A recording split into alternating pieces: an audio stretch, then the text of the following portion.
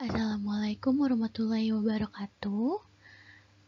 Pertemuan kali ini atau di video kali ini Miss akan membahas mengenai darah, karena pada video sebelumnya Miss sudah menjelaskan terkait sistem sirkulasi. Jadi yang video kali ini kita fokus kepada darah, penjelasan terkait darah dan apa saja yang ada atau informasi yang ada di dalam darah. Oke, jadi simak videonya. Jika ada yang ingin ditanyakan, langsung hubungi Miss atau boleh tinggalkan komentar di bawah.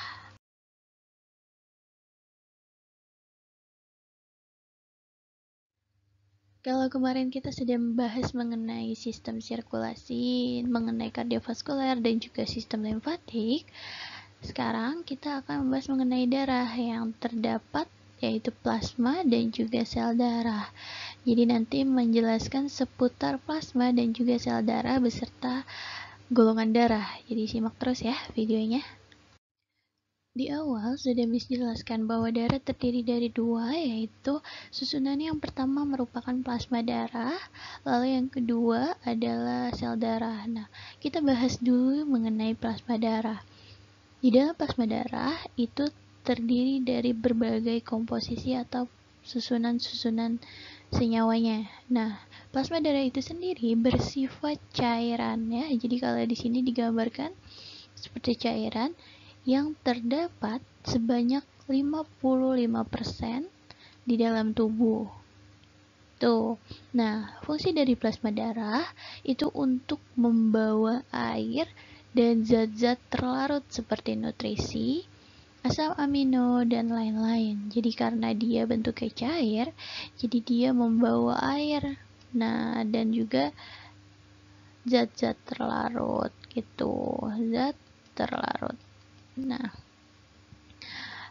komponen atau komposisi yang terdiri dari air di sini yang pertama. Nah, air ini dia terlarut gitu. Jadi maksudnya air ini pelarut untuk membawa senyawa lain karena dia sifatnya dapat membawa atau membuat senyawa-senyawa lain menjadi larut dalam plasma darah gitu ya.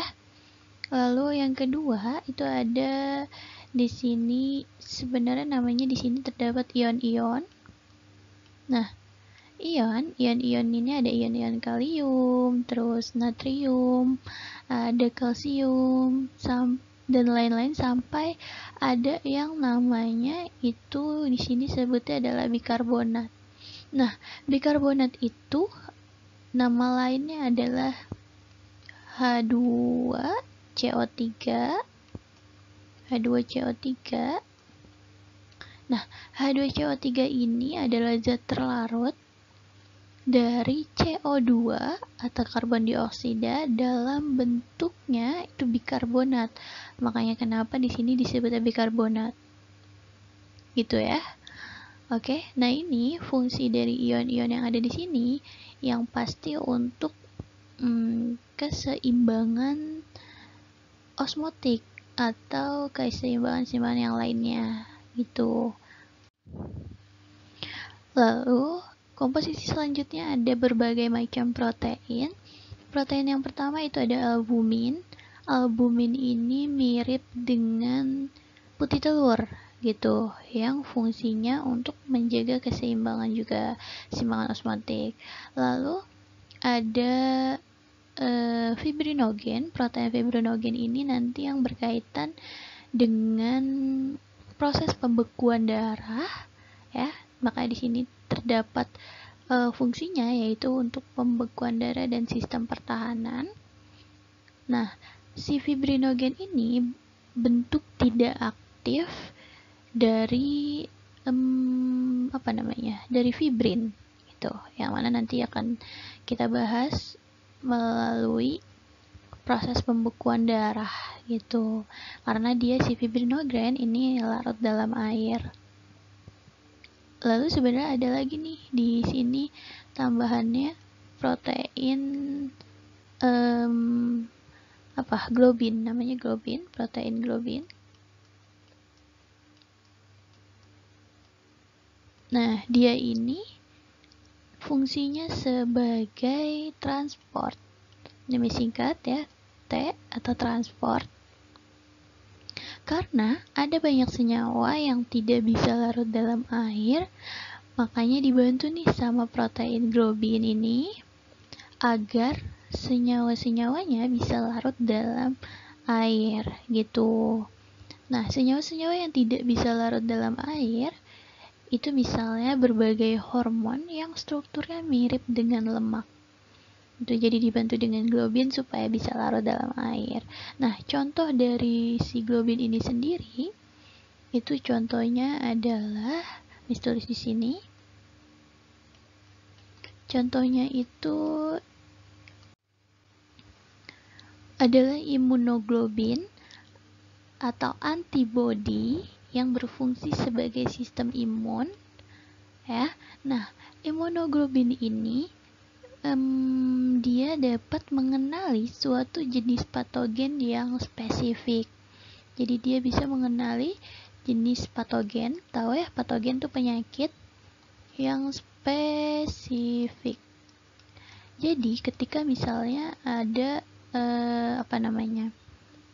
virus atau patogen dari influenza, makanya nanti berarti nanti si imunoglobin khusus influenza, atau nanti ada yang untuk virus lain, nanti ada virus imunoglobin yang untuk khusus virus lain.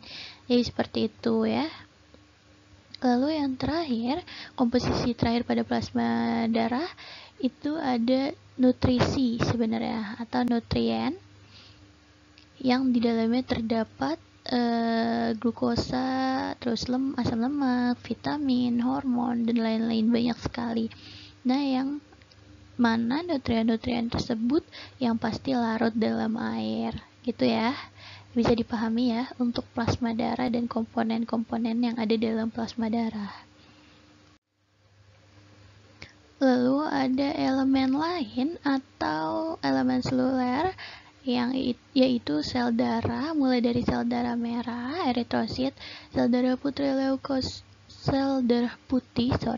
leukosit, dan keping darah atau trombosit. Nah, ini berjumlah sebanyak 45% pada tubuh manusia. Gitu. Kita jelaskan dulu atau jelaskan satu-satu dulu. Yang pertama itu ada sel darah merah atau eritrosit. Nah, ini bentukannya seperti ini, eritrosit seperti donat ya, bentuknya kayak donat karena dia ada cekung di bagian dalamnya atau bagian tengahnya.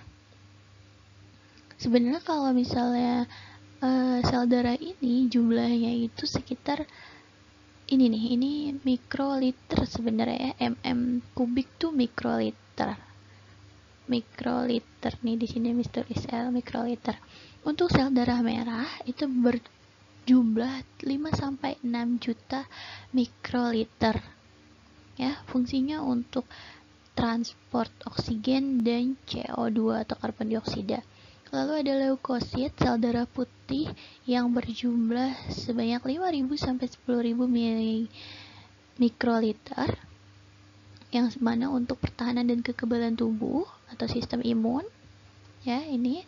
Lalu ada juga trombosit atau keping darah yang berjumlah 250.000 sampai 400.000 mikroliter, yang mana untuk pembekuan darah gitu ya. Oke, bisa dipahami. Nah, ini sekarang Miss akan jelaskan dulu mengenai sel darah merah ya. Jadi kita bahas dulu eritrosit dulu. Yang pertama, tadi Miss di awal bilang kalau bentuknya itu cekung atau seperti donat karena dia tidak ada tidak ada inti sel. Jadi dia tidak punya ya, ini Miss kategorikan dengan X atau tidak ada inti gitu. Jadi dia tidak punya inti sel atau organel-organel penyusun yang lain. Bentuk yang cekung ini menandakan bahwa dia itu efisien dalam menyerap oksigen. Gitu, makanya kenapa di sini fungsinya sebagai transport O2 dan juga CO2. Gitu, karena kalau misalnya dia terdapat banyak organel atau inti di dalamnya, maka dia akan menghabiskan ruangan untuk yang namanya hemoglobin gitu. Hemoglobin. Ini disingkat dengan hemo. Nah, di dalam hemoglobin ini, di dalam hemoglobin atau di dalam sel darah merah terdapat hemoglobin. Hemoglobin ini kan terdapat bahasanya susunan-susunan atau molekul-molekul seperti di sini ada 4 molekul, ini alfa. Terus molekul alfa ada 2, terus molekul beta juga di sini. Nah, nanti di dalam tiap-tiap molekul ini, di dalam tiap-tiap molekul itu terdapat yang namanya heme, ya. Nah, di dalam heme ini ada kandungan dari zat besi atau kita singkatnya dengan Fe. Gitu. Untuk apa? Si Fe ini untuk mengikat O2. Ya, untuk mengikat O2 atau mengikat oksigen. Kalau tadi hemoglobin untuk sebagai protein yang di dalam sel darah merah membawa oksigen. Paham ya? Miss ulang ya. Jadi, kenapa si eritrosit ini berbentuk cekung atau tidak terdapat inti atau organel lain? Karena kalau misalnya terdapat inti atau organel lain, dia akan menghabiskan ruangan untuk hemoglobin. Nah, padahal hemoglobin itu sendiri kan protein yang membawa O2, yang dimana di dalamnya terdapat molekul-molekul alfa dan juga beta. Nah, di dalam molekul alfa dan beta itu terdapat yang namanya heme, yang mana di dalam heme itu terdapat zat atau atom zat besi untuk mengikat oksigen. Gitu. Oke, bisa dipahami ya sampai sini.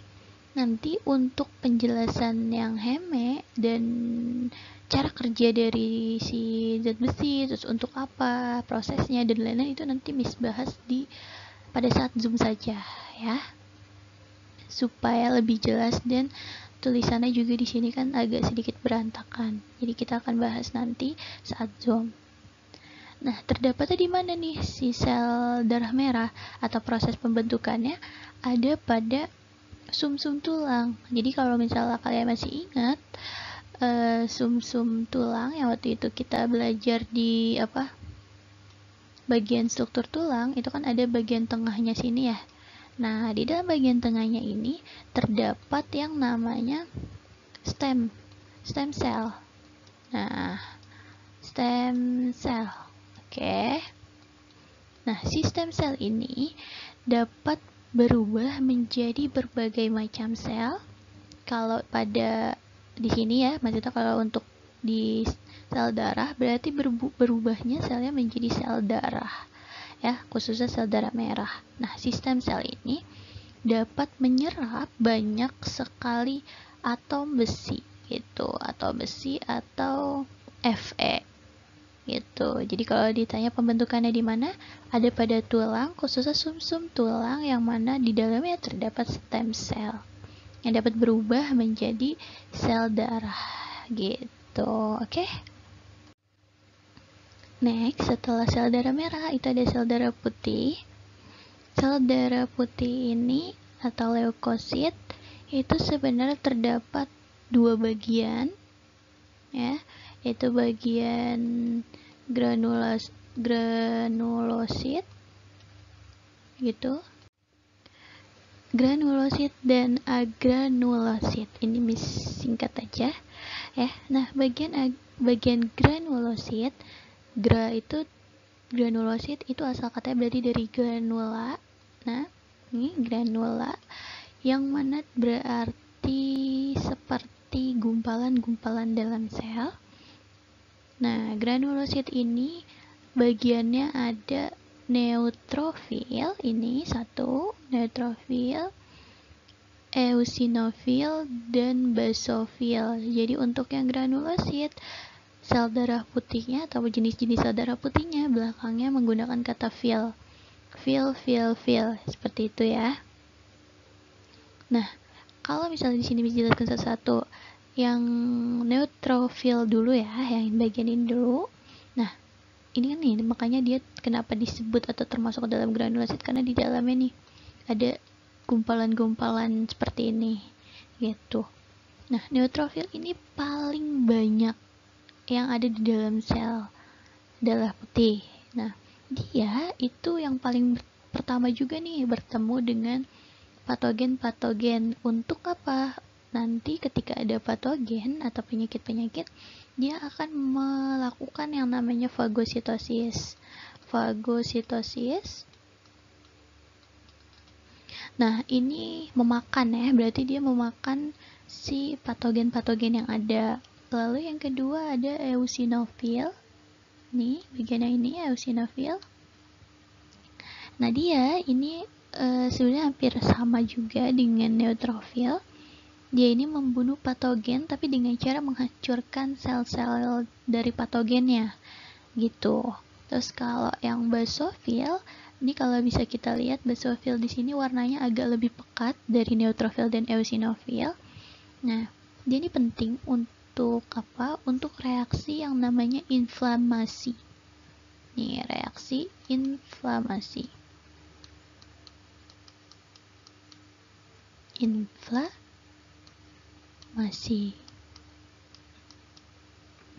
Nah, reaksi inflamasi ini alias alergi, jadi dia nanti akan bereaksi ketika ada atau muncul tubuh merasakan alergi seperti itu. Lalu yang kedua itu bagian granulosit. Nah, granulosit ini ada limfosit dan juga monosit. Jadi yang belakangnya sit itu adalah agranulosit. Agra berarti dia tidak terdapat ya, agra tidak terdapat granula-granula atau gumpalan-gumpalan dalam sel. Nah, untuk yang monosit ya, kita bahas yang monosit dulu. Dia ini akan berdiferensiasi menjadi makrofag. Ya, makrofag. Sorry kalau di sini pennya jelek. Nanti kita lebih jelas lagi melalui Zoom. Makrofag yang mana nanti dia fungsinya sebenarnya lebih besar lagi dari si neutrofil. Kalau neutrofil tadi memakan fagositosit dari patogen-patogen yang ada dalam tubuh, maka si makrofag ini atau si monosit ini dia bisa memakan lagi jumlah patogen atau ukuran patogen yang lebih besar, bahkan lebih besar dari bentuk si monosit ini sendiri gitu. Jadi luar biasa ya. Tuh. Nah, untuk si limfosit ini tulis di sini, limfosit itu ada dua macam, limfosit T dan limfosit B. Tapi untuk fungsi dari limfosit itu sendiri, dia akan mengenali patogen yang spesifik. Jadi kalau misalnya dia taunya cuma patogen influenza, berarti kalau nanti ada patogen lain dia nggak mengenalinya. Itu jadi spesifik, hanya itu saja. Nah, untuk yang limfosit T, nah ini adalah pengenalan atau aktivasi dan aktivasi imun. Jadi ketika ada patogen baru yang masuk yang tidak kita kenal, nah si T ini akan membaca patogen baru dan mengaktifasi sistem imun gitu. Lalu yang kalau limfosit B ini dia akan menghasilkan antibodinya. Jadi dia bekerja sama nih antara limfosit T dan limfosit B. Itu paham ya sampai di sini? Lalu yang ketiga itu ada keping darah atau trombosit. Nah, di sini dicantumkan atau skema pembekuan darah. Jadi untuk si keping darah atau trombosit ini ukuran relatif kecil ya. Di sini tulis relatif kecil. Nah, dia itu bentuknya itu gumpalan.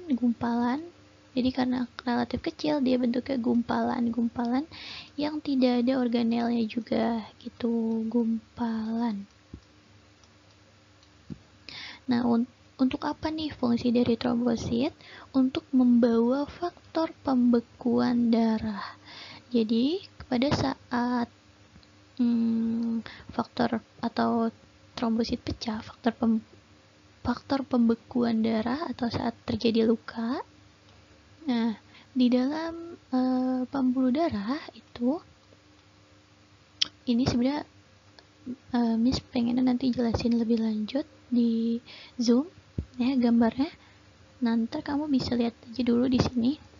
Ini nanti yang prosesnya, terus gambarannya seperti apa nanti kita bahas di Zoom aja supaya videonya tidak terlalu lama. Nah, ini membutuhkan vitamin atau kalsium, vitamin K itu yang mana nanti akan menghasilkan protombin ya, dengan protein trombin dan juga si protein fibrinogen yang tadi di awal ya, yang di awal plasma darah yang larut. Ini kan berarti larut dalam air ya, yang fibrinogen.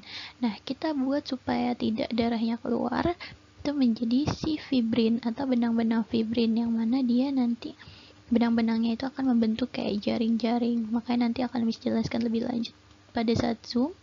Nah, ini si fibrin ini yang tidak akan larut dalam air. Itu yang akan nanti menjebak sel-sel darah agar tidak keluar dan menggumpal. Makanya nanti ketika kamu terjatuh itu tidak terjadi pendarahan karena sudah ada si fibrinogen yang berubah atau menjadi si benang-benang fibrin seperti itu. Kalau yang ini udah Miss jelaskan pada saat pertemuan minggu lalu, jangan kebalik antara peredaran darah besar dan juga peredaran darah kecil ya, dipahami baik-baik. Prosesnya mulai dari mana, dilihat nomornya juga, jangan lupa, oke? Nah, untuk si golongan darah ini akan Miss cantumkan videonya pada pertemuan selanjutnya ya. Jadi untuk yang ini dikhususkan dulu, kita lewati dulu. Lalu untuk yang gangguan atau penyakit-penyakit ini kalian buat posternya. Jadi Miss harapkan kalian dapat membuat poster melalui penyakit-penyakit yang sudah Miss tampilkan. Dan tidak boleh sama ya. Jadi kalaupun sama, paling tidak semua penyakit ini sudah dikerjakan oleh kelompok-kelompoknya gitu. Oke, sampai di sini dulu video pada saat pembahasan mengenai sirkulasi dan darah. Sampai jumpa di video selanjutnya. Bye bye. Assalamualaikum warahmatullahi wabarakatuh.